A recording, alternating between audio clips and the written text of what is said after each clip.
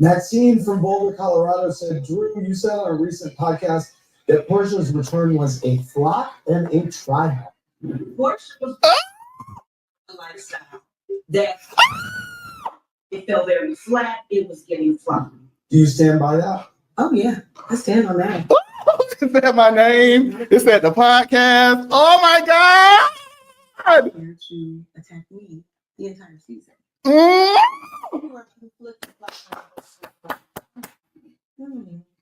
Simon says, you have a storyline. It's a part of my storyline. He is my family. And you put yourself in the middle of the storyline. So I don't know. You knew that you filmed with Dennis and that she felt a certain way about it. Why continue filming with her? Where the cameras catch me, they catch you. Thank you, God. Thank you, Jesus. My Dennis and I weren't ever getting together to diminish you, disrespect you. So that was not true. Did you really think Drew was sleeping with Dennis? Period, bitch.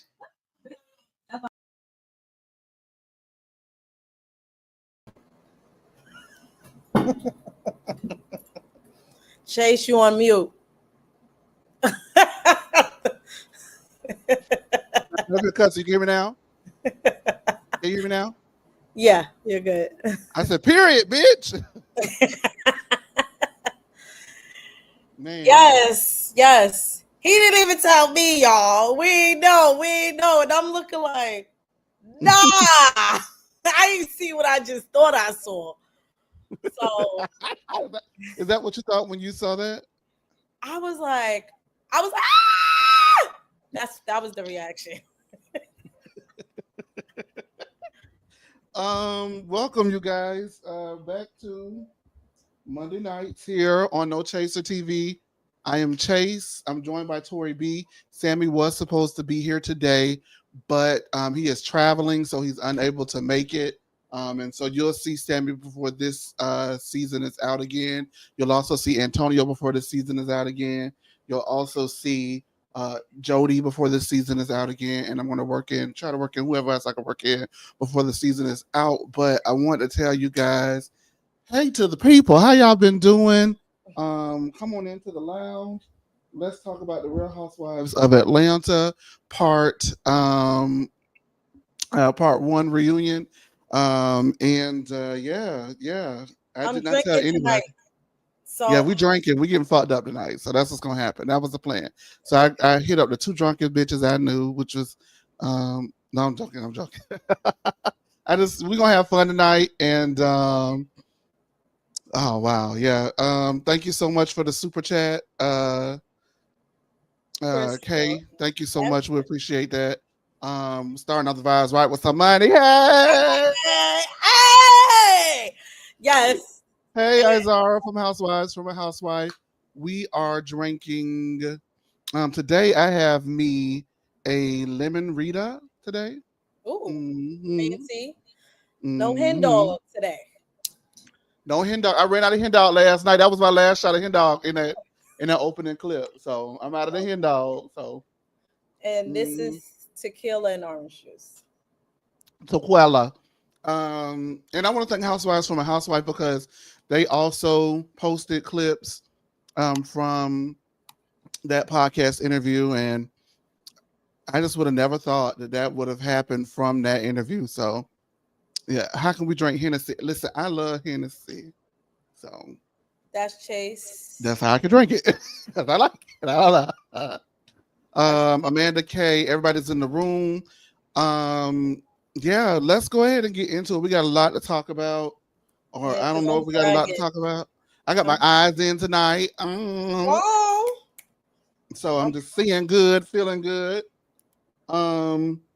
Wait, Crystal said, "Go Chase! So proud of you." That was the message for the super chat. Thank you. And Crystal is one of our we've worked together for years as well over on the Reality Rundown. With the Reality Right After, we started that show for them, and we also, if you guys are OGs, y'all know Clubhouse, and me and Tori and Crystal, aka K, we and a couple of others were on that thing duking it out, So it's been. I know for a lot of people they think it's just like happened really rapidly, but it's been a long time coming to get recognized in that way. And so yeah. But before we get started with the reunion itself, I was going to ask you: did anybody's fashions change now that you seen them sitting down? Did anybody stand out more? No, Drew's dress definitely looks better with her sitting down. It's crazy because I actually think, and I know this is going to be our. See, here's the thing, right? When we I know come, you ain't about to say Phaedra. I'm finna no ma'am. When we come on this platform, when I'm doing my interviews, it's very Barbara Walters tease, girl. I'm just being my Judy. I'm not really giving that, but when you come to the review, I'm gonna give you that. You get what I'm saying? I ain't live for Drew's. I ain't live. And I know Drew gave us that interview, and so I know everybody think I'm supposed to lick her booty, but I just didn't live. And I think she said that she felt like she was set up or sabotage or something in her social media. She said she didn't like it either. So there it is. So, yeah, Yikes. right. I didn't Yikes. live. I thought Angela's looked even better sitting down. It looked like Shamia was gonna spill out of her top. Was that just me? No. Like her titties was just falling out. Titties. So, as a fellow big titty girl, it's hard for us to be dressed and wear low cut stuff. People be like, you don't wear enough flattering stuff. You got a great figure. And I be like, child, I be trying to not fall out the top or the bottom. I got hips, booty, and breasts. It's hard. Booty and breasts. Ooh, good Lord. Me too, girl. Are we reviewing? Actually, we are. So Britt Edie dropped, I guess, what would have been her dress today. And so this is it. I'm not sure who it is. But yeah, that's what Britt, I guess, was going to wear to the reunion. There's one look. Maybe I can find a better look of it. I gotta be honest, y'all know. I kept it real when it came to everybody, so it don't really matter to me. But I am a mixed bag when it comes to Britt. Like, she is not. How can I put it? I don't hate her. I just say what I say when I said, and that it has been said. I'm kind of girl I am. Sorry, I said what I said, kind of girl, right? Right. I see everybody saying that it was an 8 in the lounge. It was 8, all of that stuff. I'm gonna give it a late. Oh, it's definitely late. Let me tell you why I'm giving it a late. Not for the fashion portion of it, because the fashion, the dress is perfectly fine. She would have been best dressed at their reunion, in my opinion. Because everybody else is so all over the place and so bad. This would have been best dressed. I'm giving it a late because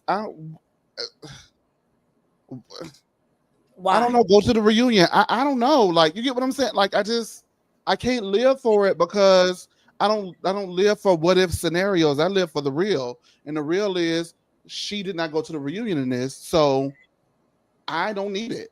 So for me, it's late because it did not go to the reunion. And so the symbolism of it all for me is what's the late part of it. Like, I'm just not living for like none of the girls don't go to the reunion. It's very much Bravo can kiss my ass and I ain't coming and you ain't gonna hear me talk about it. Don't ask me about it. We ain't talking about it. But it seems like, she's had a lot to say since not showing up to the reunion. And it's like, for that and all of that, you could have just showed up to the reunion, said your piece, and never came back. I don't know, I don't know. And then if we're going to talk about the look itself, I love the dress, hate the hair. Go ahead, Torby. Yeah. Like, what was the point in her doing this? To remain relevant? the motive for me and the nonsense. And you could have kept this girl. Nobody was thinking about you and Paris, because Paris tried to help you promote this little thing you did. I'm So starting to now feel like Britt you is don't have the coming. right people in her corner. Yeah, like this is prognosis Mostly. period. A loser move. Because here's the thing, right? And I said this, and I stand 10 toes down on it. Antonio says that she looks like she has politician hair. Listen, I stand 10 toes down on what I'm saying about it because it's obvious she likes this. She likes the level of notoriety that being on the Housewives platform comes with, because if she didn't, she wouldn't have done anything that she's been doing since she quit the show. You mean a clout chaser? Hey, y'all can say what y'all want to say. I'm just being honest. To me, how I feel about it. She's absolutely a clout chaser. Okay, well, let me just finish, Tori B. Okay, sir. It's okay. She likes what it comes with. She likes the benefits, but she don't like the damn work. And the work portion is you have tough seasons. You fuck up on camera. You do things that aren't right on camera, and you have to come and you have to somewhat, because not everybody fully atones for it, but you somewhat have to atone for your actions and those of others when you're on this show, right? And so she likes the benefit, meaning us talking about this, right? Or the followers, the notoriety. She does not like the accountability portion of what comes with it, because if she did, she would not have quit. Or she would have quit after the reunion. I just think, I'm never a girl like, if you show up to the reunion, you show up, you don't. A lot of people get upset about it, but I've seen people leave and not show up to a reunion with more grace and more class than what I feel like she's done. I think that if you don't show up to the reunion, then the book is closed, the chapter is closed. Nobody gives a fuck. Do your good interview, find somebody to get your interview out, and then that's that. But showing up in a reunion dress for some shit you didn't show up to, girl, it does not give the unpressed and unbothered perception that you're wanting it to give. It gives that you very much pressed, bothered, and low-key you wish you would have been there. That's what it's given to me. Okay, go ahead.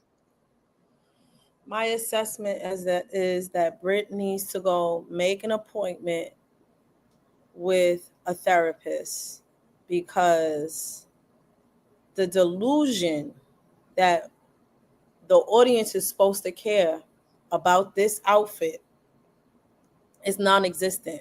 Even when I looked at the post on Those Chaser TV's IG, everybody's like, girl, late, bye, girl. Ain't nobody here for this. Nobody wants to see you, boo-boo. Go figure out your life and stay away from us. You're not here no more, and you wasted all of our time. Not only that, I wish, Kenya was... I'm disgusted. She's not even worth my breath anymore. I'm just so sick of her. Bye, girl. Yeah. Yeah. So there it is. I don't know what else to say about it. She did leave a statement. So I guess we can read that. 1 second. My mama just sent me a message from someone who says that all we want to do is talk about. Let me read it so I can. I saw it. I didn't know who that was. I saw it. It was on Facebook. I was going to watch you guys, but I see you just want to talk about people. Buy and delete. So I think that you should delete and buy, because that's what a review is for us to do, to talk about the people. I don't understand. I didn't get it either. Yeah. So don't worry, my mama, and have her send me something that's irrelevant to what we got going on. Because when it comes to this, nothing I do is going to change. Thank you. So y'all leave us alone and leave my mama alone, so she won't text me nothing like that no more. Okay. Thank you. Bye, girl. And what have we been doing? Like, what are we supposed to do? Okay, so we'll talk about the reunion. So the furniture was nice.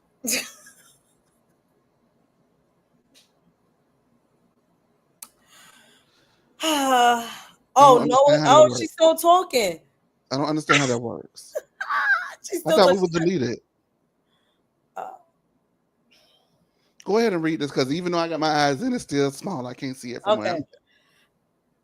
As I close this chapter, I want to thank everyone who supported me, my friends, my followers, my amazing team, and everyone who defended my name. I decided to walk away from something that no longer serves me because I choose peace over destroying my mental. Um, it's very easy to say what I should have done when most have not walked a day in my shoes. I choose me, and a lot of people cannot say they choose themselves. I still have a lot of healing left to do, but you can't heal in the same place that made you sick. Mm, I don't owe anyone closure. I only owe myself to do what's best for me. My journey here is done. Britt. okay. Start back over again. I want you to read it, and when I tell you to stop, stop. Go Okay. ahead. As I close this chapter, I want to thank everyone who supported me, my friends, my followers, my amazing team, and everyone who defended my name. Stop. I want to thank everybody who did not keep it real with me and kiss my ass and did not tell me when I was fucking up and only told me when I got it right, but never told me when I got it wrong. Continue. I decided to walk away from something that no longer serves me because I choose peace over destroying my Stop. mental. I didn't know whether or not I was coming back next season, so I got together before the getter got. And I did not want to come to the reunion for me to be left holding the bag and get aired out for all of the things that I did over the season. And then if I get aired out for all the stuff I did over the season and get the pink slip, that's double embarrassing. Continue. Oh, mental It's, health. Child, please continue. it's very easy to say what I should have done when most have not walked a day in my shoes. I choose me, and a lot of people can't say they choose themselves. Stop. You worried about the wrong thing. If you choose you, you only focused on what you chose and not what other people choosing. Continue to move on. I still have a lot of healing left to do, but you can't heal in the same place that made you sick. Bingo, stop it. Bingo, stop it. There in itself is what it is. She not built for this. And I want to be very honest when I say this, okay? Are these shows the healthiest places and spaces for people to be in? No, they're not. But if you don't have a way to compartmentalize what this show means to your life and what it means and what it does to your psyche and your mental, then you should not be on the show. So for everybody who, wants her to come, she's telling y'all she does not have the mental capacity or wherewithal to withstand what comes with this show, the good and the bad. She does not have that. She's telling y'all that. I hear her.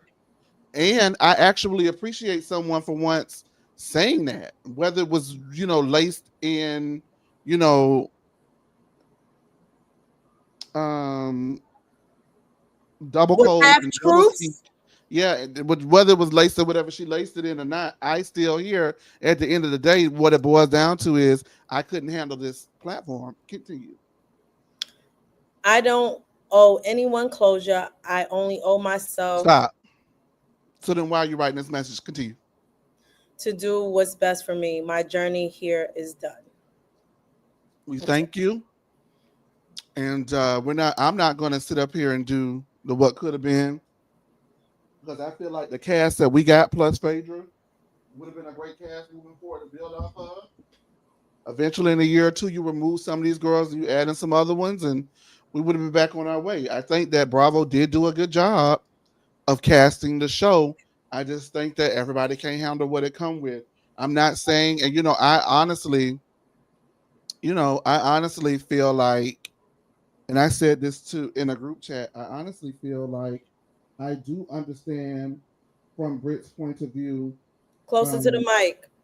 I'm sorry. I do understand from Britt's point of view why she wouldn't show up to the show, most especially if she doesn't have people in her corner holding her accountable for the things that she did to other people as well. So if I'm finding out the day before that, that wasn't actually me and all of those things, that is a big mind fuck. And for me, I do understand on that particular portion of why she didn't show up.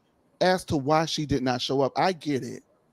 I wouldn't want to come and like have these conversations, and the whole time somebody in here possibly knew that shit wasn't me and nobody told me. And when I asked allegedly to see the footage, nobody gave me the footage for me to find out until the night before. I think that's a big, if that's true, that's a big, big, big, big, big emotional weight to carry to come in here. Plus, you done fucked up a lot too. So I get why she ran. I don't necessarily condone why she ran, but I do understand why she ran. However, at the end of the day, when you look down in the history book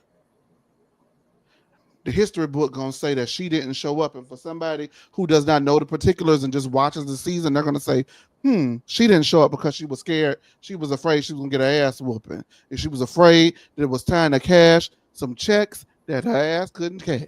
You get what I'm saying? Like, when you look at it from that, like, we report on this stuff and we, have a vested interest in it. But for someone who may be doing a casual watch and a casual like catch up, oh, she ain't con, she's scary. You heard Angela say, damn, I was going to get her. So, I don't know. But hopefully, this is the last we hear from it, because if you don't want it, then don't occupy the space. Right? Figure something else out to do. I would like to say, I'm sorry, this sounds like victimhood. And it also sounds like a narcissistic personality disorder. Narcissists do not like to be held accountable. And another trait of a narcissist is they live with this idea that there's a facade. And this whole season was nothing but a facade from her. This fake lifestyle that she tried to portray, them going shopping for luxury cars, but you only gave $250 and some toilet paper for charity. And then after that, you still go shopping for a PJ. I'm sorry. I wouldn't even give her the benefit of the doubt, because she's still searching for validation and she's still searching for attention, although she's claiming she's choosing to leave someplace that made her sick. You also created a toxic work environment by allegedly, and I'm going to just say allegedly just to protect us, right? Allegedly, because you made some threats to Kenya, okay? And I blame Bravo for that as well, for keeping her in that environment. Both of them, if this is what y'all was doing, y'all should have let both of them go. Okay? So for me, I'm not buying none of this bullshit she wrote here. And she's never taken accountability for anything she's done. And all she's ever done is portray herself as she's higher than what she is. You couldn't even allegedly pay the country club the money you owed them for that weak ass event you held at their venue, or the coordinator. So I'm sorry, ma'am, but return to sender. I'm good on it. All right. Well, there it is. I just think that I would have more questions at the reunion, such as, well, if these pictures aren't you, then how are you underage in them? Oh, but she didn't say that. Her spokesperson said that on her behalf.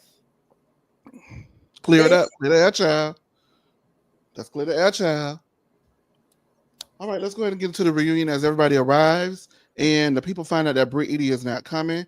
They show up later to the reunion, and Lisa Hochstein from Miami shows up to anything. And we finally get the reunion started. The ladies react to Britt no showing the reunion, and Kelly says she caused mass destruction. Everybody's like, girl, it is not that serious. It kind of is, though. Phaedra says it's unfortunate because they are a sisterhood and everybody rolls their eyes. Porsha spoke with her the night before and she didn't mention not coming to Porsha. Angela says, damn, I was going to get her. So Angela came to fight. And Drew wanted to get to the bottom of Britt filing a lawsuit against her. And that, as we just mentioned, may have been a result of what Porsha said, that Porsha heard that Drew was the one who gave these pictures to to Kenya. So everyone is confused at Phaedra's headpiece. And Porsha sets the intention to honor who they are in their current space. And she has healed now that she has gotten her divorce settlement. And I don't know if she got the settlement, but now that her divorce is divorcing, and she wants to figure out a way forward on how to either move forward with these friendships or close the door. Cynthia is then also introduced as the best friend that Real Housewives of Atlanta has ever had. Did you want to say anything about the opening? Because for me, I love Cynthia Bailey down. I have history with Cynthia Bailey. I've interviewed Cynthia Bailey. So if you want to check that out, you can. We've spoken. I've met her. She's so sweet. She's so lovely. I gotta be honest though. I don't see best friend. Yeah, I To didn't me, like Cynthia Tori B showed up to the events confused and trying to figure out what the hell was going on most of the time. For me to be like, oh, she's the best friend that we've had. I can think of other girls that have embodied that friend role.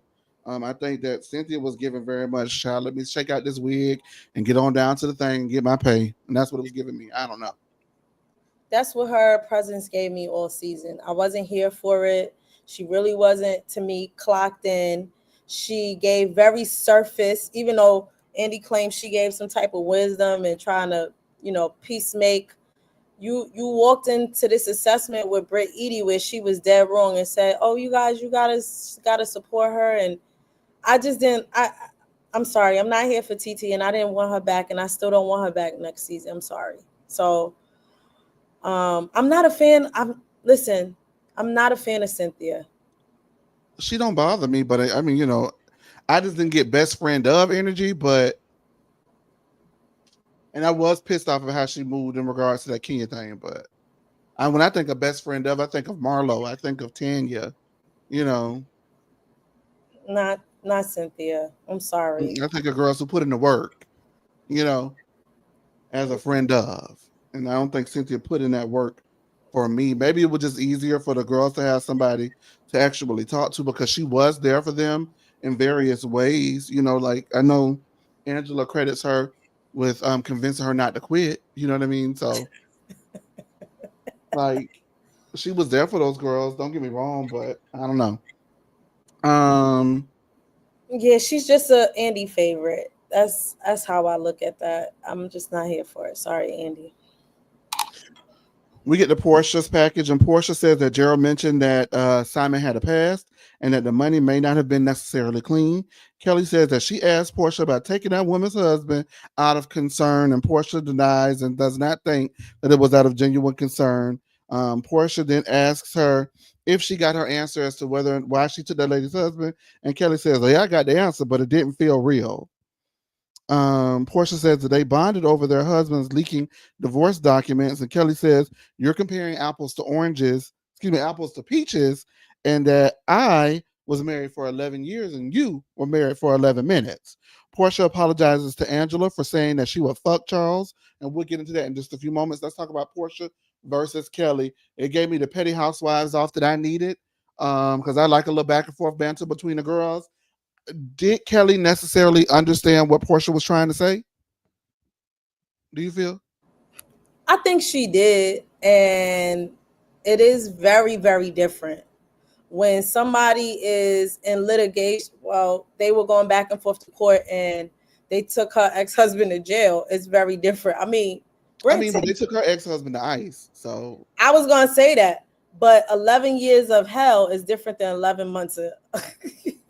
I understand, but here's what I'd be trying to understand, right? I thought we weren't supposed to compare pain. Pain is pain, right? And just because you were with a man for 11 years, I could be with a bitch for 11 seconds and go through some pain and be like, girl, I'm not comparing my pain to your pain. I'm relating that I have pain to. After we've all got pain for 7 years. I sung with you. I was your sister. You were trouble. Effie, we've all got pain, Kelly. We all got pain. Yeah, you was with your man for 11 years, but I was with this man for 11 months, and he took me, he's doing the same thing your man doing. I just, God damn, you know? It's not like, I don't think that Porsha was trying to say that we're going through the same thing. We have similarities, and that's how we related and bonded over the conversation. Now, in the midst of it, it don't sound like Kelly told Porsha to me that Kelly thought that the conversation was full of shit because she don't feel like the girl really loves Simon, because that's what it's given on this couch. That's why she said, don't compare apples to peaches. Girl, I love my husband. So Let's when talk they about asked her, I'm just saying, did they ask her at the reunion whether or not she felt that it showed? She didn't even ask her. She volunteered that she didn't feel like it was genuine, right?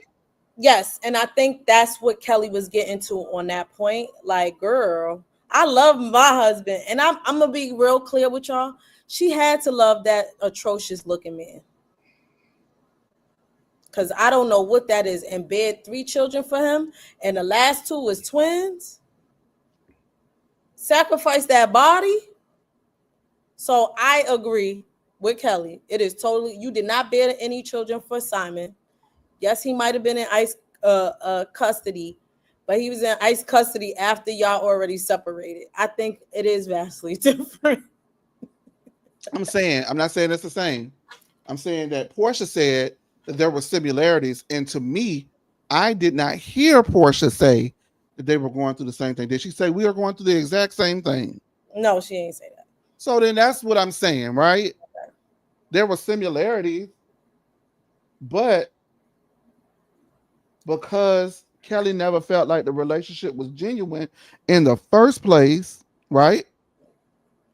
She automatically dismissed it, which is up to her to do. I'm not knocking her for dismissing it, right? But what I'm saying is, when you say that you asked out of concern why you stole that lady husband, concern for Porsha, you didn't. You were being messy because you never believed the shit was real in the first place. Touchdown. Do you get what I'm saying? Yes. That's what I'm saying. Porsha just believes a divorce is a divorce. Right. I married him, I divorced him, and I was hurt. Girl, I heard it's 2 different hurt. You weren't hurt. You were hurt. You didn't get to ride that train longer.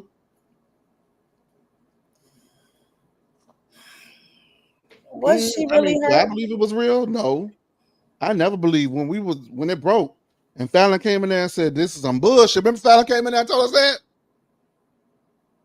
Fallon spoke to us and said, it's some bullshit. That lady stole my husband. Did she not? Didn't she say it? Yeah, that's what she said. Y'all, we were in a clubhouse room. The news had broke. I opened the clubhouse room. I said, guys, we got to break. We got to talk about this. Break the news on the clubhouse room. We're discussing it because remember, I kept saying we were doing season 13, remember? And I kept saying Porsha seems checked out, remember? I kept saying Porsha just don't seem like normally Porsha would have went at Kenya way sooner for this whole Bolo Gate thing than she actually did. Like, she doesn't seem like she wants to do it anymore, right? And then, boom, Fallon comes in and says, you guys, this is Fallon. I'm crushed. That bitch stole my man. And we went crazy, remember? Oh, Fallon. I can't answer any questions right now. I have to go. Remember, she was like, I have to go. That's amazing times. They would just come into the rooms. They would just come into those rooms. Remember, they would come into those rooms and listen to us and they get mad and leave? Who would get mad and leave? Who would get mad and leave? Contessa would get mad.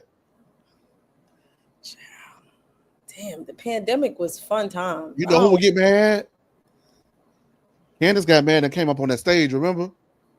You remember that? No, what happened with that? She heard somebody talking about Potomac something. Oh, Thankfully, You're right. You're Candace right. got me You're right. mad. I forgot about Thankfully for me that night, I hadn't opened my mouth and said nothing that night for one. One night I didn't open my mouth was the night Candace was in there just listening. And boom. Let me just say one thing.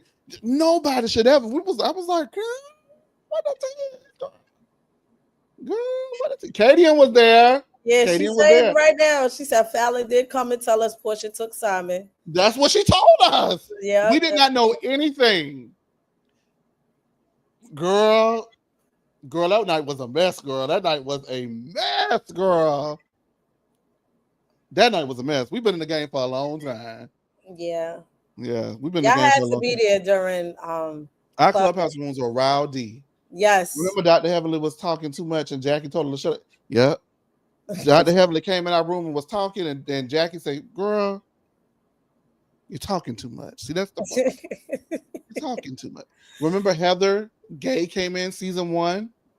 Yes, because I wasn't watching Salt Lake City. Y'all inspired me to watch it because I wasn't watching it. Heather Gay came in season 1 and said that she recognized that there was a history of racism within the Mormon community, and she was trying to unlearn and learn and do these things because we want to know why you like black dick, but don't be advocating for black people. We was really unfiltered. I mean, it's different. Y'all really I knew how to act. When the people came in, no, I did not go up. I did not come for people like that. You used to be the main one tussling. Huh? Huh? What'd you say? You was the main one tussling. Stop. I'm talking about when the girls came in the room. Oh, okay. So you hushed? I was very professional when the girls came in the room. Child. Y'all would come on that stage and be like, I'll never forget. Dumb people told us not to mention Mariah Huck. Y'all, okay, listen. There's some tea, right? The women in reality TV room, we were like one of the biggest reality TV rooms on Clubhouse. Imani Johnson. Chase used to what? You said act up at Clubhouse. That's exactly what I said. Listen, we used to have a Clubhouse room, right? And we had got like a brand partnership with Bravo to promote Married to Medicine. This is the first season without Mariah, right? They specifically asked in the contract, do not mention Mariah. This is some tea. Do not mention Mariah. Whole interview goes by smooth, and then they open the floor to questions. And the first person got up and said, y'all don't miss Mariah? Why y'all did Mariah like that? Da, da, da, da. And justice for Mariah. I was like, oh, because as bad as I love Mariah, I didn't even bring her up, right? I love Mariah. The first person gets up. How dare y'all do Mariah like that, bitch? I'm like, girl, we are never gonna get out for club. Unfiltered. We're never gonna make it. This is not gonna work. Our Monday nights were called Monday Night Raw. I used to call it Monday Night Raw. Y'all would give the tea all the time. Yeah, we were bad. Okay, anyway. All right, you guys. Porsha apologizes to Angela for saying that she would fuck Charles. Angela says in Nashville that she brought up Fallon because of Porsha bringing up Charles prior to. Shamia then denies introducing Porsha, and Angela says Shamia said it at the table in Nashville. The flashback specifically shows. Oh, Dolce Delicious. Wish I was there. Yeah, it was bad. We had a good time. I try to preserve some of that energy here. Can you tell? I try to keep, because the rowdy, like when me and Tori B go back and forth when we don't agree. That's the Clubhouse. Clubhouse. That's Clubhouse. That's the piece of y'all Clubhouse. love the tussles. Yeah. Monday Night Raw. That was it. Shamia said at the table, when they showed the flashback, Shamia says at the table that she was there when they met and there for the relationship. Now, she does not specifically say that she introduced Porsha to Simon. Porsha is then asked, and she pauses and says, no.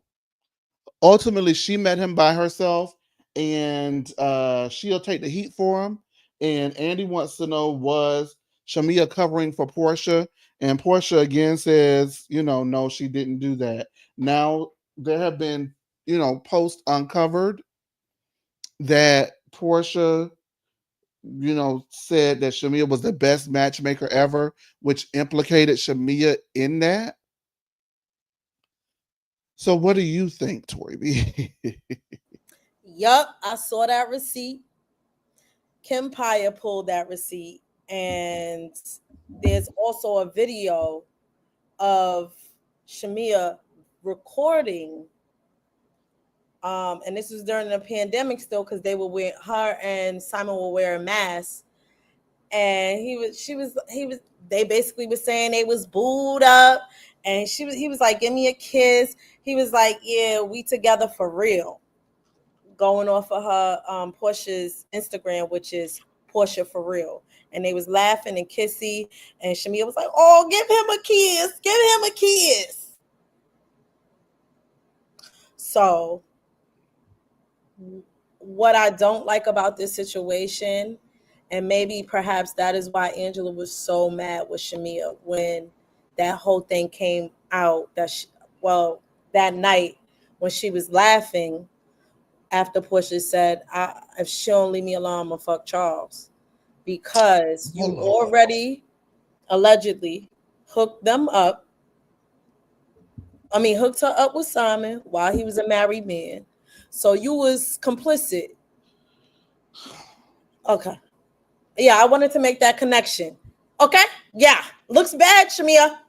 They were friends, so she is not going against her friend. She's not no matter going what for no Angela. It's just not gonna happen. Angela wasn't even in the alliance. So y'all got to stop it. If y'all think that she was gonna go against Porsha for Angela, it was never gonna happen. It just was not. It wasn't. She was never going to say, you are wrong.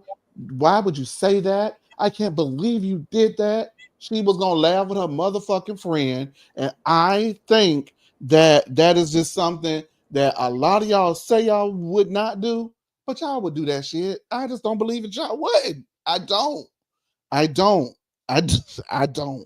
believe that y'all would immediately in that moment where everybody's drunk and having fun at the pool say, I can't believe you would say that about someone's husband. No, I would keep my mouth closed though. I don't believe it. I would have busted out laughing too, dog.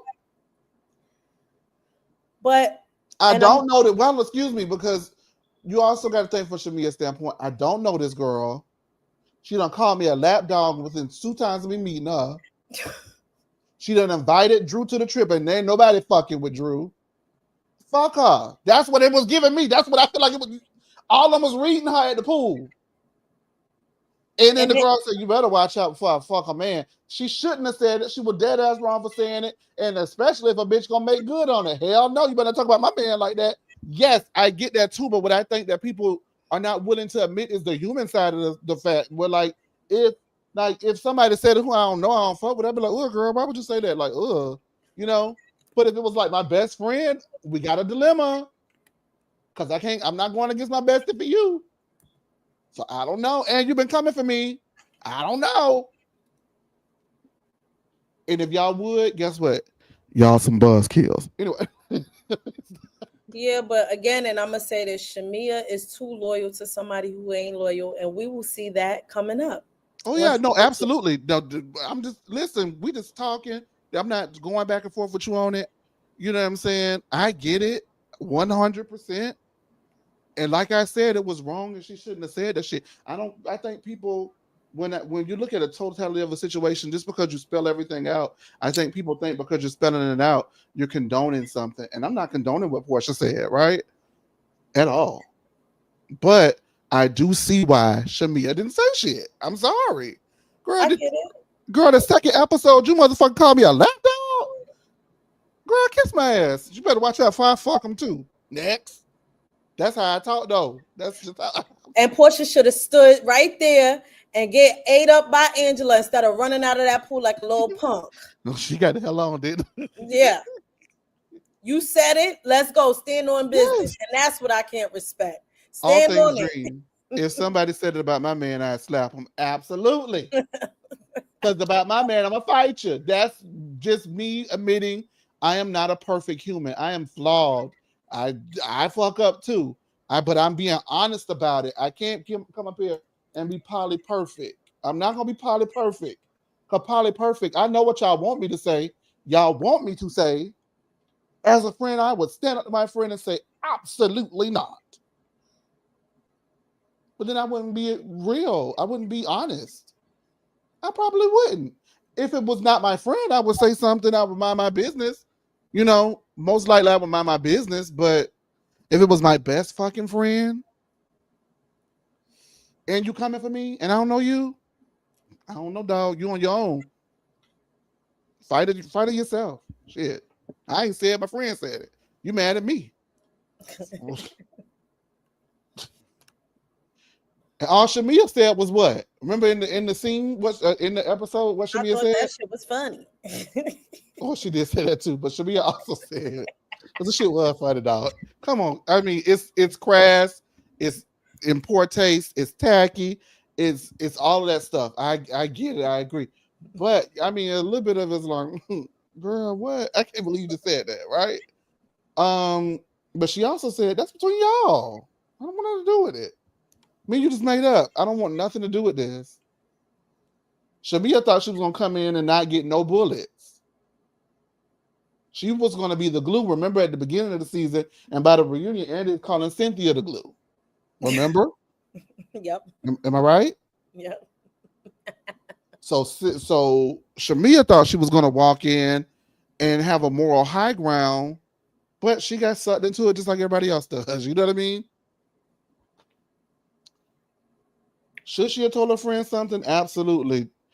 Did she tell her friend something? Probably not. Do I understand why she didn't tell her friend? I do.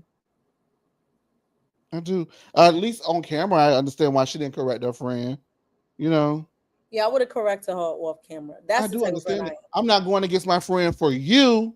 That's all I'm saying. That's loyalty, right? Tori B, you say some foul shit about a bitch, and I don't fuck with that bitch. You gonna say fuck that bitch? Girl, I can't believe you. Anyway, see, that's all I've been trying to fucking say. Fuck that bitch. Girl, I don't give a fuck. Don't say that shit around me, though. That's what I was debating about me. Bitch, don't say that shit around me, because now I got to be in it. I don't want to be in it.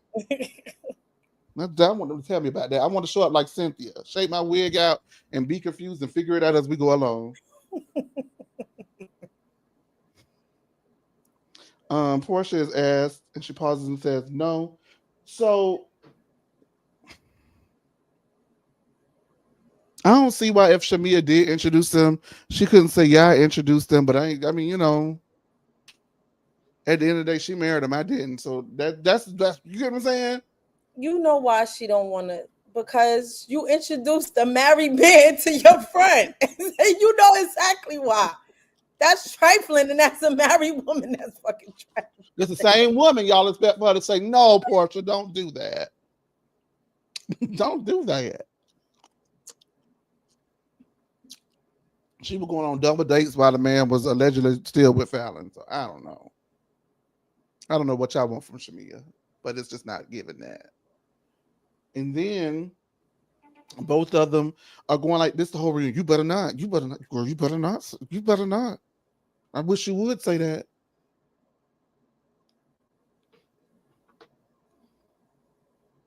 Shamia will ultimately be a better housewife if she can deal with the backlash. Amanda K says right. She doesn't want the backlash. If she could just deal with the backlash and just live in whatever it is, she would be a better housewife, because this season did a great job of showing both sides to each housewife. Each housewife had great moments, and each housewife had horrible moments, right? So Porsha is asked about Dennis, and she says, absolutely not. It ain't gonna happen. Kelly says, yeah, y'all was kikiing all up in that man's house, and Porsha says, it's my house. Kelly says, y'all house. Porsha says, you had to sell your house, didn't you? Kelly says, well, I moved because I didn't want another man in my house. Porsha says, well, you should have got a better prenup. Oh, that's housewives. Yeah, that's housewives. That was good. Read. God damn it. Remember when we saw Angela versus Shamia episode 3? And what did everybody say? Yep. That's Housewives. Read. Read. Bring the read. Read. And not read because you reading. Read because it's time to. It was time for the. You know what, girl? What you say about my what? Porsha said, what you say? What was that? What you say? What you say, bitch? I told y'all Porsha at the reunion, and you the one laughed at me when I said it. I said reunion Porsha is a whole different bitch. She get ate up later though. Yeah, but she do a lot of eating too. She get ate up every reunion. I can give me a reunion and I name a time Porsha got ate up. 8. Porsha, you need to shut up, because if it's not a dick in your mouth, you don't even know what you're talking about. Another. 13. Nobody knows about. Oh.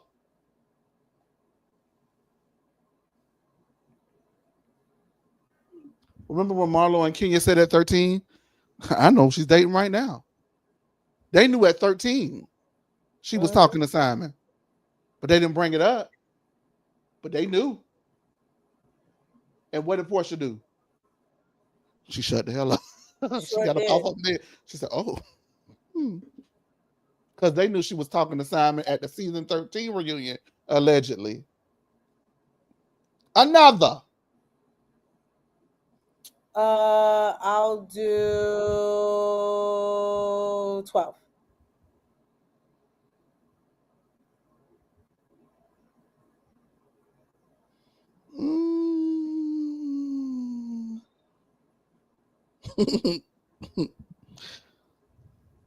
Kenya got her together at season 12 reunion because Kenya pointed out that she never really genuinely made up with her in the first place.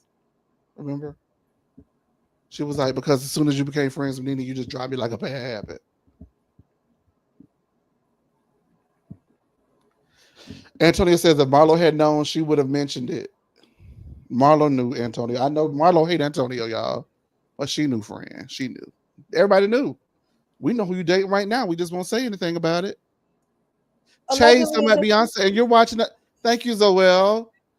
If I were, y'all, I ain't got to see Beyonce this season, but because I've been going through my things. But what I did want to say really quickly is we're just shooting the shit because the reunion,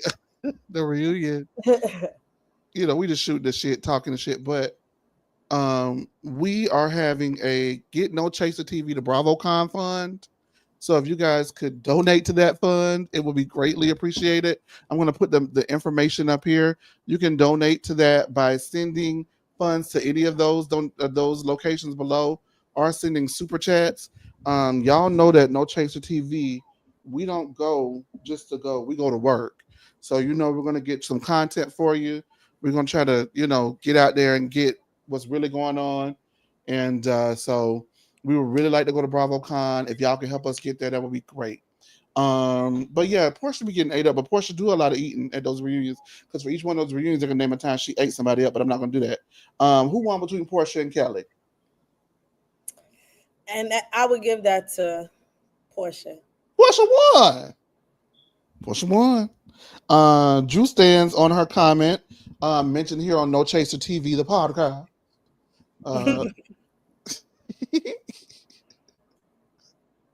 Y'all want the story? I don't think you didn't tell them the story. I haven't told you the story. Really, huh? Oh, you told me a part of it, I guess. Yeah. I don't think I told you the story neither. You told me chat the story. Hold on. Okay.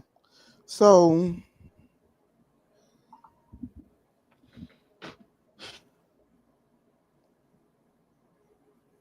we conducted an interview with Drew Sidora, which is available on the podcast. You can go check it out on all podcast locations, as well as right here on YouTube. And so, yeah. But she also did many interviews, that week. She dropped an interview with Carlos. She did one with Pork Minds. She went to the Breakfast Club. She did a lot of stuff, right? And for those who must know, unauthorized Bravo Media and Bravo Media, because I guess there's a difference. But I want to thank Drew first of all. I want to thank Drew because Drew did what a lot of people don't, and that goes back to what I feel like is old school training, old school um, artist, old school actress. They would hit up the big outlets and they would come to the little ones too. Whitney Houston would come to the big place and she would come to the little one and give an interview, right? And so undoubtedly on those lists of people that she met with and interviewed with, we were the dog, the underdogs, the little dog in the fight, right? But thankfully, because we are that, we had people that were continuously posting about our podcast because she really came and spilled her guts out on our podcast, about what she thought about what was going on in the Real Housewives of Atlanta. There's a fly in here and it's going to get beat up. Sorry, guys. Really spilled her guts about the Real Housewives of Atlanta. And she was going in on things that I didn't even ask her about. She was going in on, right? And the reason why I wanted to interview Drew is because at that time, she had not done any interviews and she just sat by all season while everybody was going on press and talking about her and calling her liars, this, that. Everything was playing out on the show. So I'm like, well, we haven't heard from Drew. Like, I can ask for an interview from one of the other ladies. If they grant it, I'm probably going to get the same answers everybody else has already gotten. So we probably aren't going to go viral, right? That was my thought process. So I said, well, who hasn't done interviews yet? Who hasn't really gone viral yet? Drew. The day I did the interview was the day Carlos's interview came out, y'all. So I was like depressed. I was down on my luck, back against the wind, because I'm like, fuck, my whole interview now. What am I going to do? I had to rearrange the interview less than like an hour before. And so I rearranged the interview. We do the interview. And then, I put it out. It didn't really do great. But then it starts on social media, Tori B, just going crazy, right? Everybody starts posting it. Mean Lee responded to something she said about Mean Lee, and it just really went viral. And this. And 2 weeks ago, I got an email from production asking, if it was okay if they used the clip. And of course, I said, hell yeah. So I signed the release, right? And then last week, I got an appearance release. So I asked somebody, what does this mean? And they said, bitch, you're going to be on that reunion if they sent you there. And girl, we started screaming. So after I got done screaming, I went in a prayer and I said, Lord,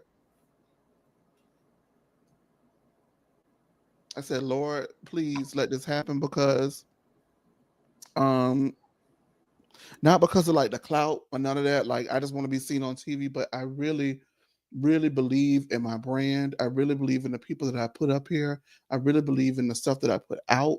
And I just really would like for that, because the whole purpose of me starting No Chaser TV was because like the girls go to different publications all the time. They go to People always breaks every exclusive, right?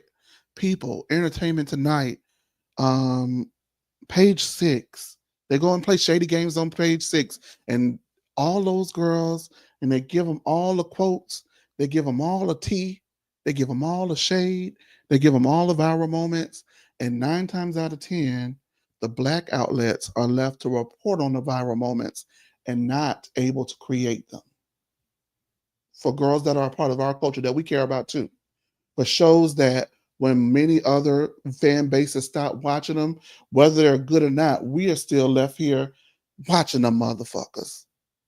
It was 4 million people watching them live. Now it's 450,000, 500,000. And it's us. We the 500,000. Do you get what I'm saying, Tori B? So I wanted to create something that Bravo felt was acceptable in a place for them to come to as well and give us some moments, because I care about them. Whether y'all heard me go off on Britt Edie, but it's not because I hate her. It's because I care about the show, and I care about the stories, and I care about anything I report on. I care about. So anything I report on, I care about, right? Because Tori B be having to bad me to report on some stuff. I'd be like, girl, I don't care about that shit. But but anything I report on, I care about. And so I wanted that moment, not for me, but for what I knew it would do in terms of viability and in terms of respectability and just solidifying the brand in the marketplace. And I kept my mouth closed because I didn't know they could do that, but they could very well not show it, or they could pull it or whatever. So I didn't know if it was going to air. So the reaction that I played at the beginning of the show is a genuine reaction because I didn't know whether or not it was going to air or not. I'm just being honest. And so they aired it, and they put like the name of it on there. You know what I mean? Like, this was a big deal. It was a big deal because also, for those of you who don't know, I have been without a 9-to-5 job since October. I got fired in October. My money has been horrible. I had to move back home. You know what I mean? I have been broke, struggling, trying to get this off the ground every day. And so I'd be thinking about giving up at least once a week. Like, girl, I'm tired of this shit. I don't want to do it. And that day that they sent that email to me 2 weeks ago was one of those days. I was super defeated about something. And I just was like, I don't want to do it. Maybe I shouldn't do it. And then I promise you, 20 minutes later, I got this email. And so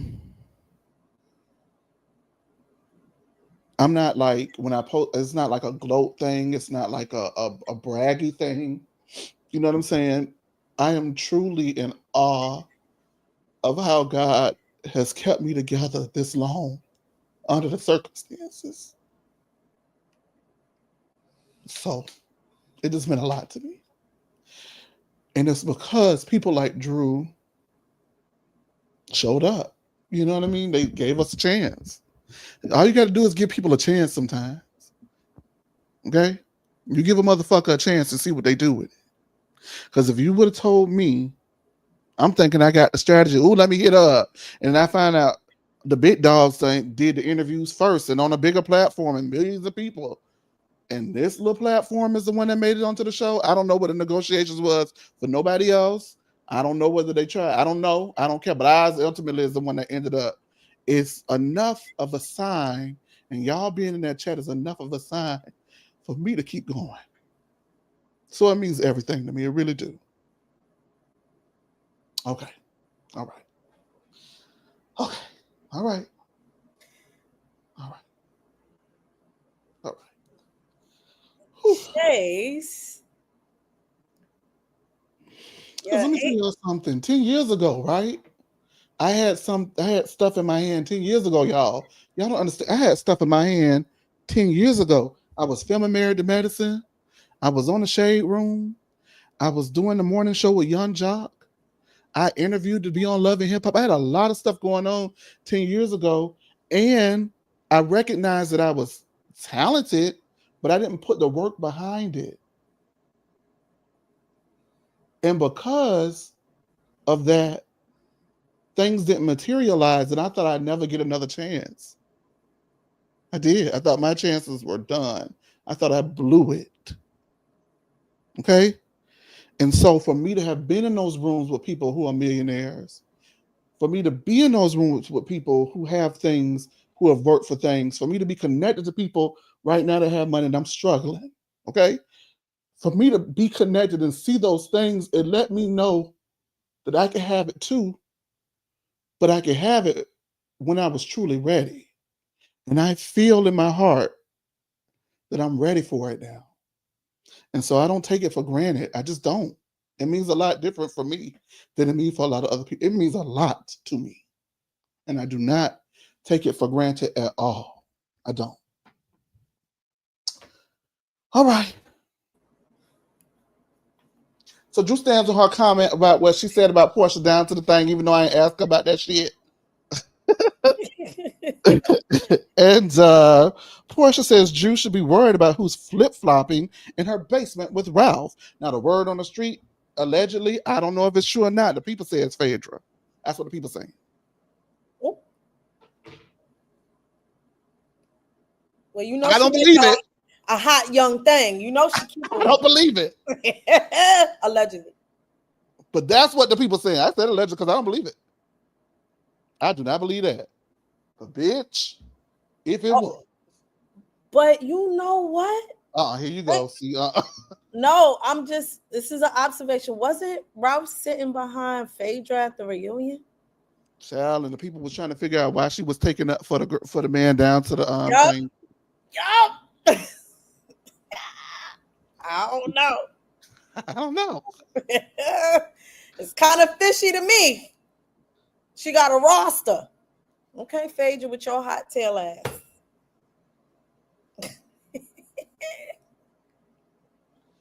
Well, I'm sorry, y'all. I ain't mean to try to make you cry. As I said, I got in that grocery store about to cry. I was just telling the truth.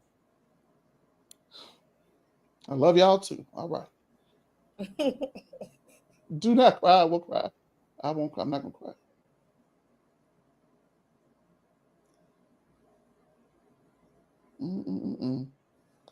All right. We're gonna move on now. We're moving on from all that. Y'all know I'm a G. All that soft shit.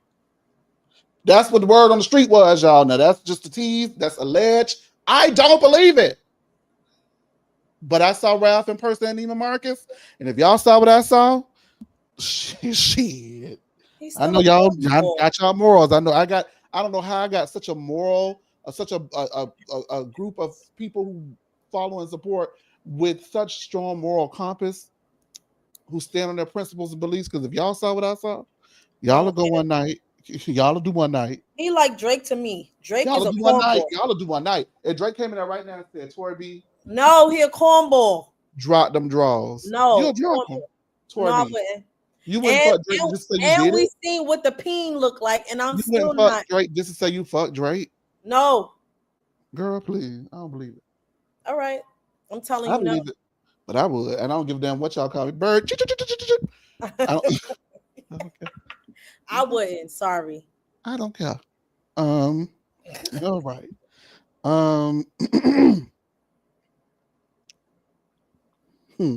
This character make him unattractive to me. Porsha says Drew should be worried about who's flip-flopping in the basement with Ralph. And Drew says, well, Simon says you don't have a storyline. Now that's going so viral, and that was not my intent when I posted it. Nobody gives a fuck about this shit. Yeah, they was all saying that part.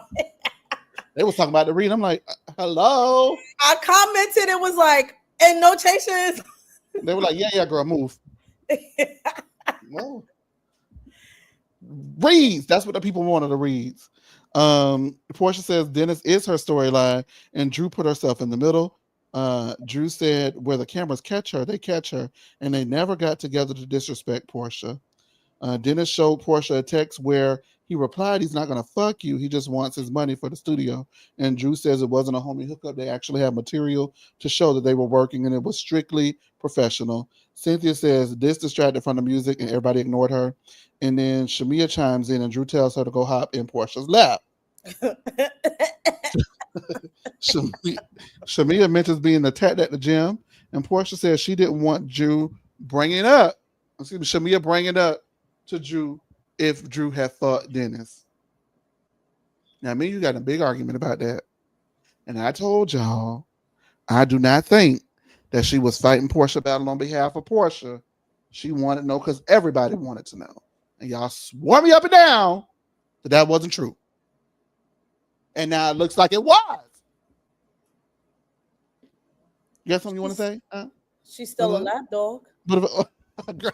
And if you want me to be honest, you just cannot say Chase was right for once. Just cannot.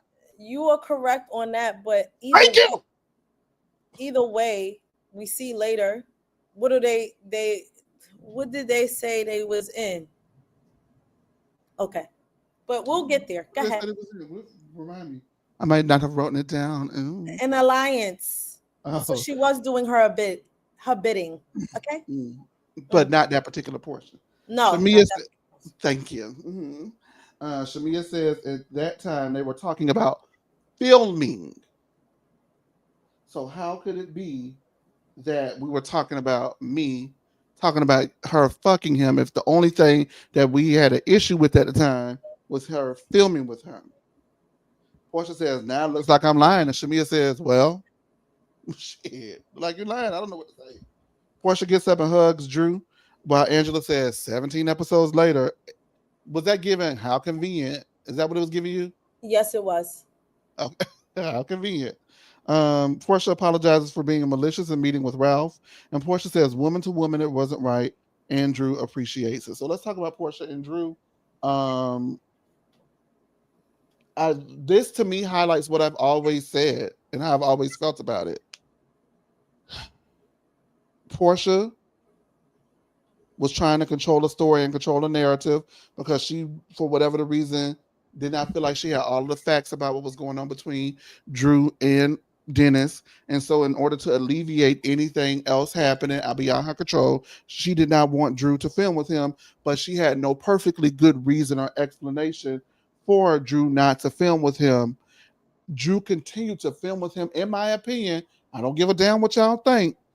In my opinion, Drew was still wrong for filming with him if, listen to me, right? Because I'm being clear, right? If Porsha was a friend of Drew. As a friend, I'm asking you not to do it. So if you're my friend, I don't really need to know why. Do you get what I'm saying? Because Yes. you're my friend. And so if you ask me not to do something, as your friend, I'm going to oblige you and not do it. Drew did not do that.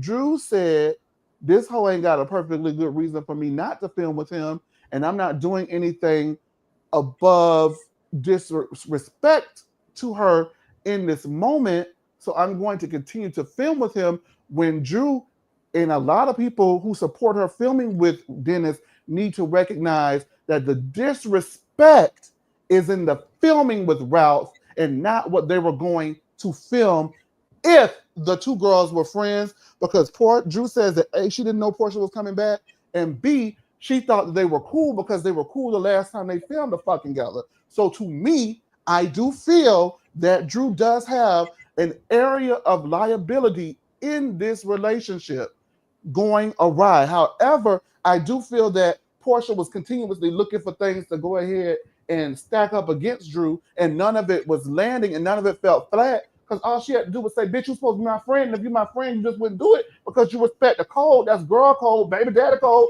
Don't film with my nigga. And that's that.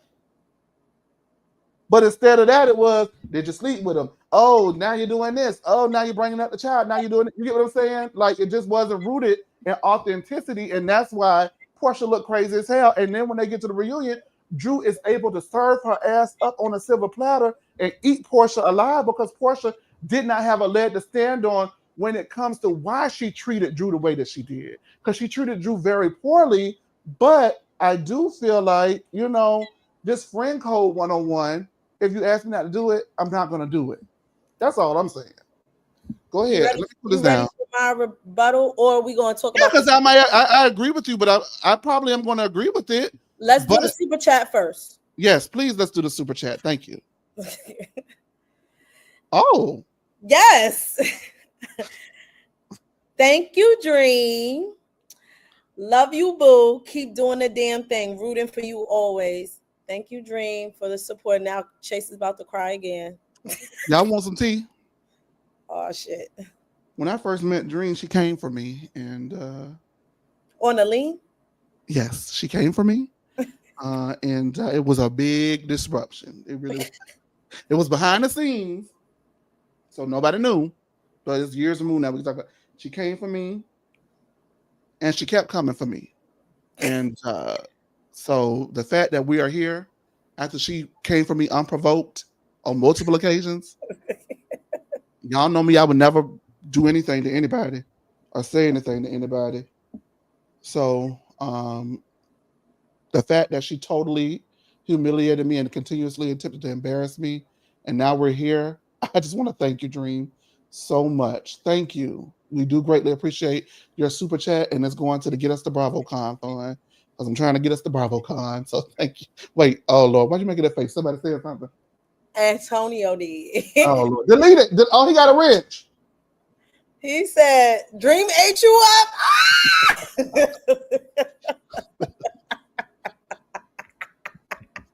Go ahead and delete that comment because it's a lie. He Delete said, it. oh my God, you tried me, so I had to play back. Delete all them comments. Thank you so much, Dream. We do greatly appreciate it. All right, Tori B, go ahead and tell us what you're thinking. My rebuttal is all that shit went out the door. That first episode when Porsha disrespected Drew and came at her sideways and called her a low down dirty bitch. You ain't my friend. Okay, yeah, you know what? Yeah, because she definitely did. She came in way too hot. So you know what? You know what I would have said if somebody called me a low down dirty bitch? Your you know mama. She better watch her mouth before I fuck her husband. Go ahead. Yeah, so that's where Porsha really, I've said that.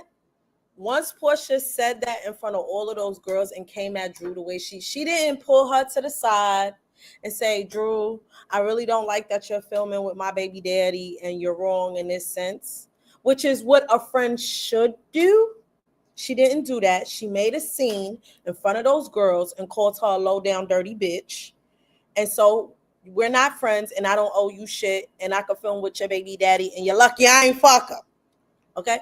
But that aside, to me, and I've been saying it from the beginning, Porsha wanted a moment. Porsha needed, I feel like, we'll talk about the alliance later, but I feel like that was one of the things that they discussed is that they were all going to dogpile on Drew. And Porsha started that. And that was the signal for the other girls, including Shamia, to do the dirt, whether she said it or not. She told them to hold back. So I guess Porsha is in charge of the girls, right? So for me, Porsha wanted a moment. She didn't have a storyline, and Drew was the victim, and they just wanted to take her down the whole season.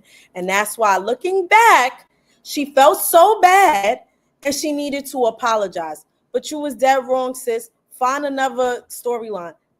This was unwarranted, and let's be very clear. The only reason why Porsha apologized is because she's been dragged the whole season by the viewers for her treatment of Drew for no reason.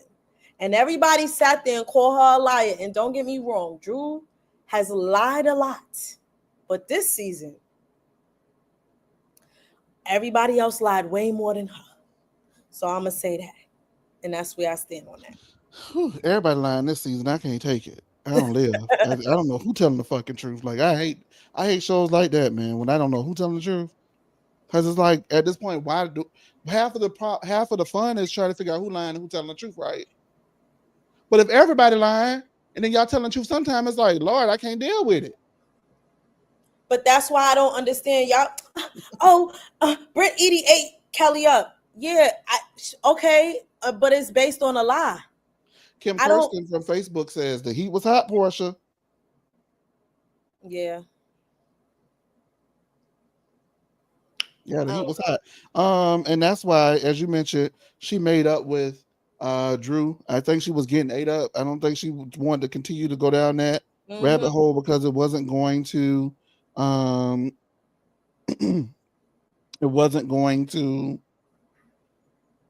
in her favor. And so yeah, it was best. Let's wrap this up, baby, because I ain't got time for this shit. Because I ate her up all season on that. Like, what? Why are you attacking Drew? What the heck did the girl do to you? I wasn't here for it. And neither was the viewers. So I feel like that was the main reason why she Drew. They talk about Britt using Kelly's glam squad, and Porsha says there was an alliance between Britt, Kelly, and Shamia to take Porsha down. Shamia says that there was an alliance, but Porsha was in it. And Porsha said, I was in my alliance to take me down. And then Porsha denies that. And Porsha says that she would never be a part of an alliance because alliances ruin shows. And the camera panned to Phaedra. Phaedra was like, then what are we? Kelly apologizes to Angela, and Angela says she didn't know allegiances were formed. And Andy wants to know why wasn't she included in one? And that's because everybody thought she was born until she got to reading them girls to hell. Kelly says that her stylist is the one who allegedly told Britt that she had, had the abortions and it was inaccurate because she had her tubes tied. Kelly is divorced, and they're talking about her having a bodyguard and how much sense it does not make if she can't pay her bills to have a bodyguard and when she could just file a restraining order. Attorney Phaedra Parks, who Cynthia in the past has accused of never winning a case, says that you can indeed file a restraining order without, cause. You just can file one. And they talk about her lawsuit regarding the unpaid rent. And Kelly says the reason why that rent is not paid is because she had $200,000 in attorney fees to pay on her end. She stands by getting the dog's glam done. And Andy says that he thinks that she should invest in the waffles more than she should invest in her dog. Shamia says that she tried to mediate between Britt and Kelly, and she caught a stray, much like she's been catching strays all reunion, interjecting into everybody's business. Kelly says Britt doesn't show up for her and is not equally yoked, so she does not see them being friends. Everybody is confused, and then Kelly has to specifically spell out instances how she's been there for Britt throughout the entire season, and the one time she needed Britt, it was not reciprocated. All right. What do you think about that? Kelly's segment. Kelly a doggone fool for paying for Britt and Mike to get $1,000 IVs. I'm sorry, $1,000 for all of them to get IVs. That was stupid. I see the chat. There absolutely was an alliance between them four, right? Kelly. 4 of them. I think Porsha was in on the beginning too. Yeah, yes, absolutely. Well, I'm gonna tell you why I believe there was an alliance with them four. And I think what happened was once Phaedra joined, she left their alliance and joined forces with Phaedra. Okay. Why I believe there was an alliance between them four is because they all dog piled on Drew. It wasn't just Porsha. And I didn't understand why they all bullied her, and why Shamia invited Porsha to meet up with Ralph and talk about that. Was a clear indication that I figured them two were in cahoots anyway because they best friends.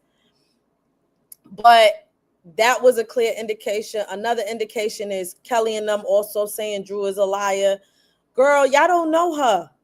Y'all don't know how to call her that. And so it just, between her and Britt, they all kind of dog paw.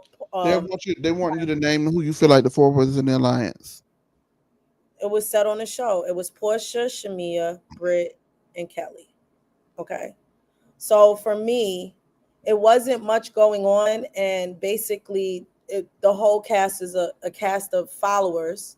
And them 4 was following behind the leader. And Porsha was the ringleader and telling them, this is what it's going to be. Drew is a weak link and we going to get her. And she going to be the story. Because why was y'all so invested whether or not she was screwing the hot dog man? Why do y'all care? And why? And you can. If I have to go back and pull up these slips, are you caring? I'm just saying. I'm trying to understand why they were so invested in what and what Drew and Dennis was doing when they was working on music.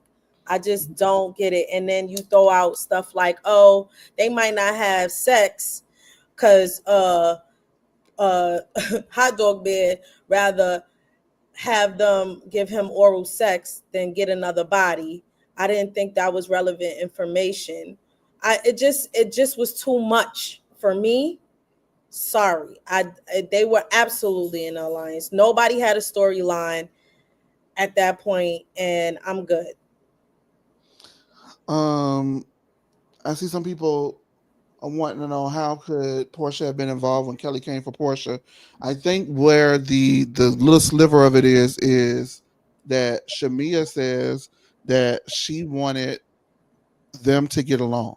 She wanted Porsha and Kelly to get along. So remember, Shamia encouraged them to talk it out, but then after that didn't go great, they went ahead and had a meeting for brunch. Porsha and Kelly, where they cleared the air and they moved forward, right? And so from there on, it's the four of them in Nashville specifically. Nashville is a big indicator. It was the four of them at the pool. Yep. Who was at the pool talking shit about Angela? Shamia, Porsha, Kelly, and Britt. Where the alliance goes wrong is it starts getting out that Shamia was talking about Porsha behind Porsha's back, and Porsha fell out with Shamia over it. Because if you remember, episode 8 is when Angela tells Britt, you got stretch marks around your mouth, right? Right. Now, if you go to episode 9, it's the Pamper by Porsha party where everybody is involved and everybody is invited. And remember how I kept saying, damn, Britt, quiet. But when it was time for Shamia to go ahead and confront Porsha, Britt was one of the ones vocal. Yeah, Shamia, just tell her how you feel. Yeah, Shamia. So the alliance goes from the 4 to the 3. And I think where they use each other to lie and to cover up and stuff is the convenience of the timelines. It's easy to say I was never a part of your alliance at Grenada, but you were in Texas, Tennessee, Nashville. You get what I'm saying? Yeah. So who's lying? Both of y'all are lying. Both of y'all not telling. You get what I'm saying? Because y'all are talking about specific instances when they fit and not necessarily just being truthful about the situation, because they're doing this weird thing where although I don't like you, I don't want to have to air you out. Don't push me or I air you out. Where, they push each other far enough. Either air each other out or keep it to yourself. You're lying. No, you're lying. Everybody damn lying. I don't want to hear it no more. Yeah. Yeah. Oh, I just want to point out one fact. Y'all see how quickly Porsha threw their asses, especially Shamia, under that bus. Oh, I wasn't part of your alliance. Yes, you was at some point. You was. So something in the water ain't right between them two, and we'll probably see it later. But this is what I'm saying. Shamia is loyal to a damn fault, and was ready to, and she the one who brought up the alliance. Keep that in mind.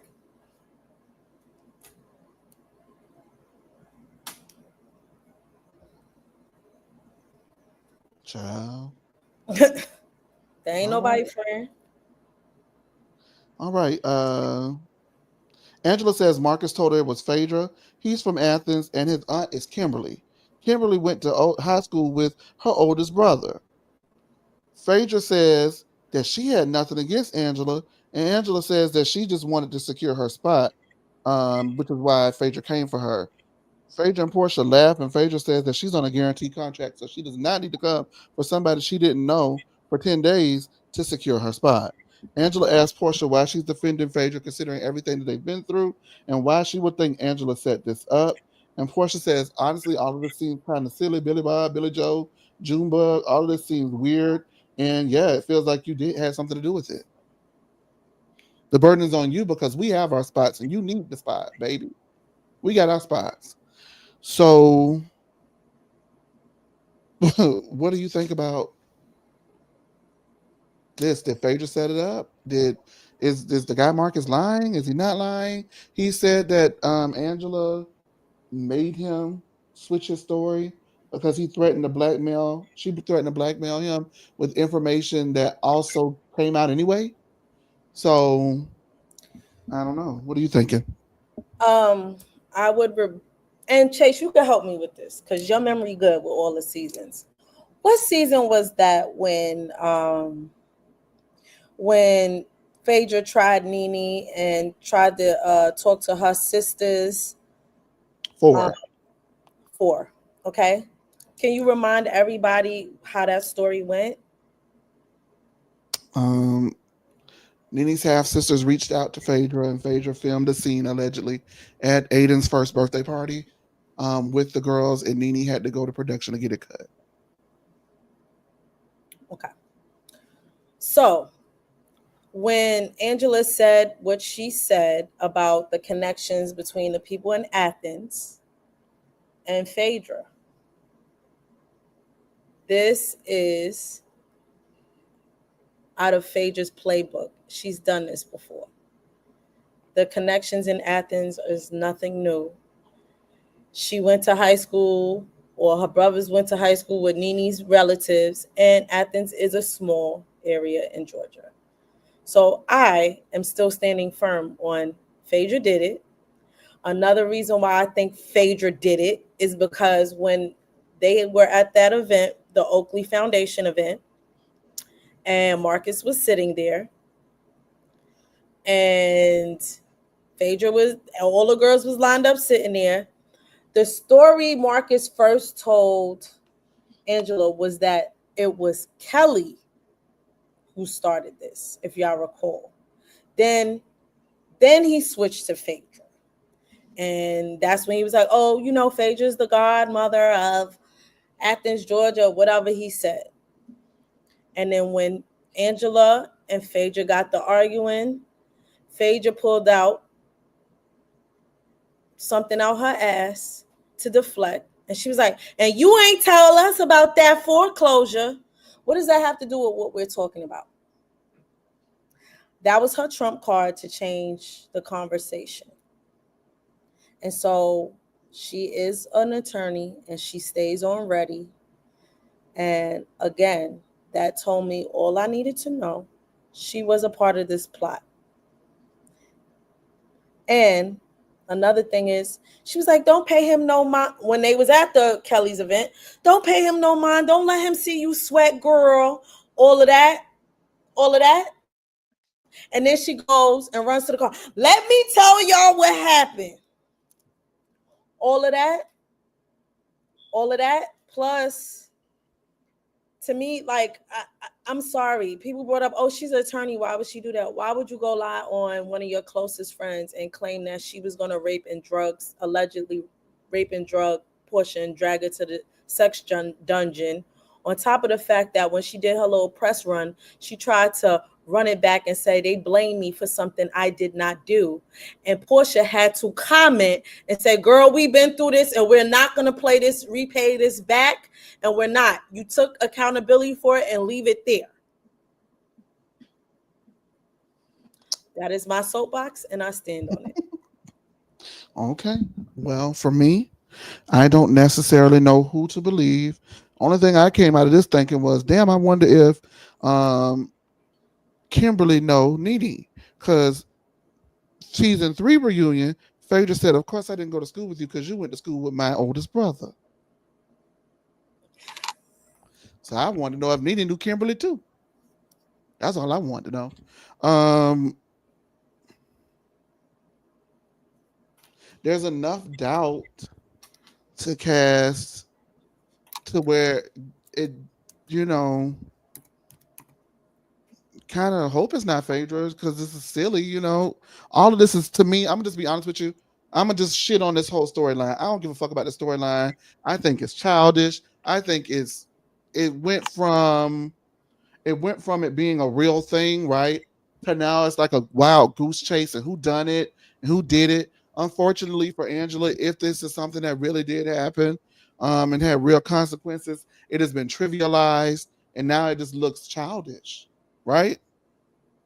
So for me, I don't care who did it. It's bad. I feel like everybody looks bad in it, even Angela. Angela's yelling at her husband, "Trust me, Charles." And what did Charles tell Angela? I forgot what he said. He I ain't said, trusting "Clean you. got it." Yeah. I said, damn. He don't like none of that. He does not. Angela's thought process that Phaedra needed it to solidify her spot, though, is off. That's Bravo's cash cow, baby. Right now, she a golden goose for Bravo and NBC. Anyway, she go her ticket road, so that's not it. I would have leaned more into the fact that as I'm watching these episodes, you keep coming for me and you keep making remarks about how you don't know me, but you know my man. So of course I would think it's you because you keep my man's name in your mouth. Yep. That's where I would have went with it. The other stuff that she's using to legitimize why it's her, it's not really hitting on nothing with me. And unfortunately, the punk too thirsty for me to believe anything. The story done changed 3 or 4 times, child. I'm over it. I wish that we could just build a bridge, get over it, and move forward with the next thing. Because honestly, to me, I don't really care about the storyline. I care about what it represents and the symbolism behind it, about marriages and stuff, right? But when it gets too goofy and too childish, I don't care about stuff like that, you know? It is childish. And it's very childish. And it's Yeah. not what we need right now on the Real Housewives of Atlanta. We need real situations to get people back into the thing. You get what I'm saying? I just don't believe it's Angela because I would if hope Charles, it's not, but I'm gonna tell you what, if Charles heard what that man said, it would have been that event would have went very left. You saw how scared she was when he said it. I don't think she would put her husband in that kind of position. Number one. Number two, Phaedra being an attorney, it is her job when she is defending somebody who is guilty or her clients. It is her job. That is a strategy to cast doubt on a story and change the narrative. So she is trained and classically trained on that. Let's remember that. Remember, she's the type of attorney that represents people who could pay her cash out the car in a paper bag. Okay, thank you. I'm sorry. I could have been a lawyer if I liked school, and my nephew is actually in school to be a lawyer, so I know a thing or two. you think I'd have been a good lawyer too? You would have been. Like, what's really good about people like us, because we have similar, we're just on opposite sides of the spectrum. Samuela, this not apples and peaches, boo. Stop it. But you know what I mean, like remembering facts Yeah, no, and being able to argue positions. That's what I mean. Okay. I'm joking. The Dr. C who Chase made it to Chase. Hey, you guys, the phone lines are open if you want to call in and talk with us about the Real Housewives of Atlanta. Depending upon the line, y'all are gonna have to mind your time. And so yeah. Give us a call, take the link, copy and paste it, tell us what you're thinking. If not, we'll read some of the comments. Crystal Chanel says, Tori B, you giving Phaedra too much credit for that fake ass Marcus storyline. Oh. Sean said deflect. Yeah, it's a deflection. I'm sorry. When in Rome, who cares if somebody said Charles is cheating? It's not even that serious, and I wish that the fan base would stop being so sensitive. Amanda K, she gave that man his 10 seconds of fame, bringing him back to the show twice. Yes, I know people wanted us to give like commentary on it, but it's become so goofy that I don't really have much to say because I don't know who did it. Like, I can't definitively say who I believe did it because I believe it could be anybody at this point, honestly. I like Clue though. I'm one of those people. I used to play Carmen Sandiego as a kid. Yeah. Sorry. All right, Love Lisa, give me thumbs up if you're ready in the back. No, I'm gonna bring on Lisa. Hey, darling. Lisa, How you what's doing? going on? Chad, I'm gonna tell you like this Yeah. right here, honey. All this stuff so fake last night. Like Porsha going to hug that girl. I mean, girl, you ain't really know good about you like that, okay? Cause you find out, cause you already knowing that they was not having an affair, okay? You been knowing that. And like I said before, you and Dennis got together and y'all made up some kind of fake storyline for he to be on the show because he probably getting paid on the table. And I'm sick of it now. I'm just sick of this mess. I don't know what else to do with these people, child. And I already told y'all I really do feel like it does make sense. What you saying does make sense, Tori, about Phaedra because she done did it once before. So, but I already told you, I said, we're true crime. I really do believe Kelly and Shamia had something to do with it. Because, like I said, when Marcus got up at the event and he left, Kelly got her ass up right behind him and walked out. You know what I'm saying? She And did like walk you out. said, Chase, I really do believe at the beginning was a canoe with everybody. Porsha was the head leader.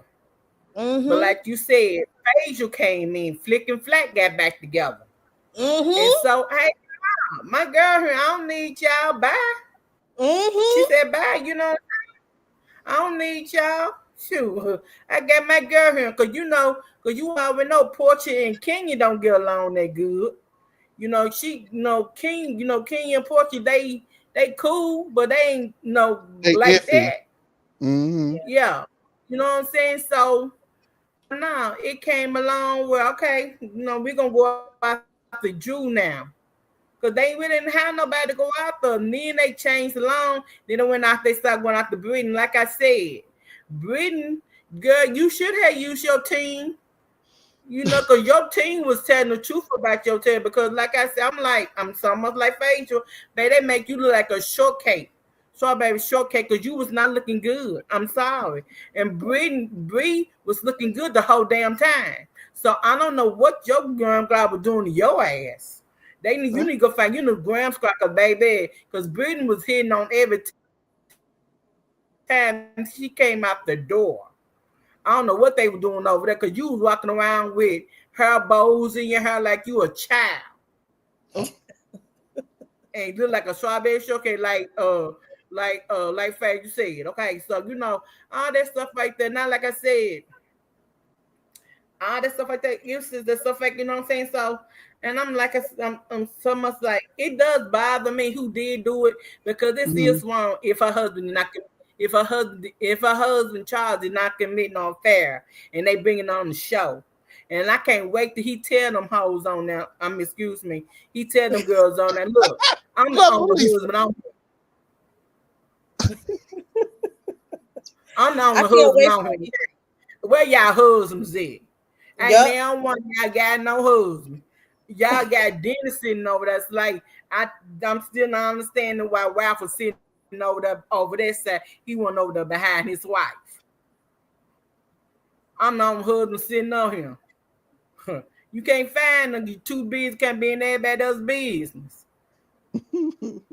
So that's how I figured that out. I can't wait the child go off. He gonna go off. I'd be glad he go off on them, honey. I can't wait to see that part. But other than that, I am child. And my baby she used my phrase. Now I'm about to draw a bridge and get over it. I use it all the time, bro. But I always say, shout out to Love Lisa when I say it, don't I? That's so good. It's good, baby. It's good, baby. I love you. I love it, baby. I love you, Chase. Yeah. But I will see y'all next week. Thank you. Are you doing Orange County? Oh my God. I'm gonna pray on it. Okay, it seems like it's gonna be good though. It do, but they just gonna wear Katie out, lovely. So I don't know if I'm ready for it. They finna wear Katie out, bro. Baby, because what's her name? Gretchen coming back. The only thing if I was to come back, baby. Remember I told y'all last season that Emily came back, I was not. You know I don't like no Emily. She ain't like Gretchen. Girl, Gretchen and Tammy can't get along. I can't wait. I don't like no Emily. Okay, I'm gonna pray on it. We're gonna see. But thank you so much. Okay? I love Gretchen go out to Tammy. I Oh, love you, Lord Dad. Jesus. Love All you, right, Tori. bye. Bye. Lord Jesus, people want me to do OC, girl. You not did OC last season. Ooh, I Wait. don't know. Oh, we haven't discussed it yet. What? But we don't know what day we doing Love and Marriage. Love and Marriage Huntsville. Yeah, Love and Marriage Huntsville is gonna be on Mondays. So we got to figure the schedule out. I don't know if we're gonna do it like how we did. You know, 2 and 2, yeah. I don't know if I got that in me again, but it's only for 2 weeks. But Love and Marriage Huntsville will be. You know what? Next week's Love and Marriage Huntsville, we may do it next Tuesday because Dia is a part of the panel, but she can't be here next Monday. So we may do Love and Marriage Huntsville next Tuesday if that's okay with you. Okay. And then following that, then it'll be every Monday, like it has been. But Okay. in the meantime, who was in charge of the girls? I'm gonna say Porsha was in charge of the girls. Yep. It's clear by the alliance. Porsha was in charge of the girls. She said what the storyline was. All right. Want to thank you guys for tuning in. We do greatly appreciate you for supporting No Chaser TV and all of our endeavors. Remember, we're trying to get to BravoCon, so donate to us to get there.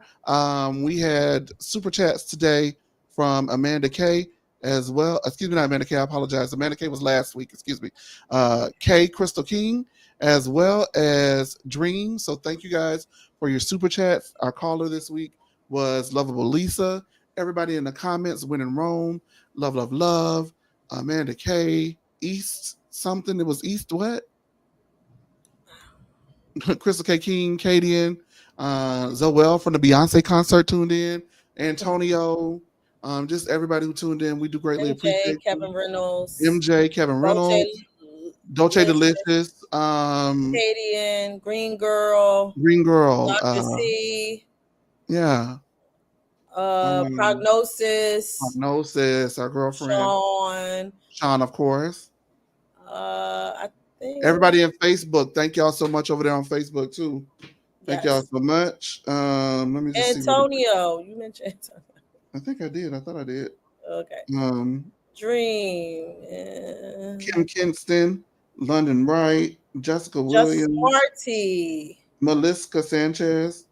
Yes, thank you all. LaAsia George, Art World, Housewives. Yes, y'all. All right, it's our Housewives from my housewife. Anyway, thank y'all so much for tuning in. Thank y'all so much for believing in No Chaser TV.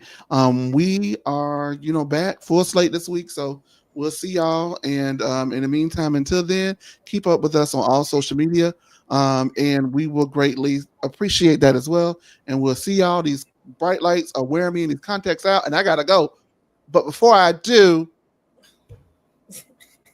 all right, we'll see you later. Bye. Yeah. Ooh, I'm joking. I'm joking.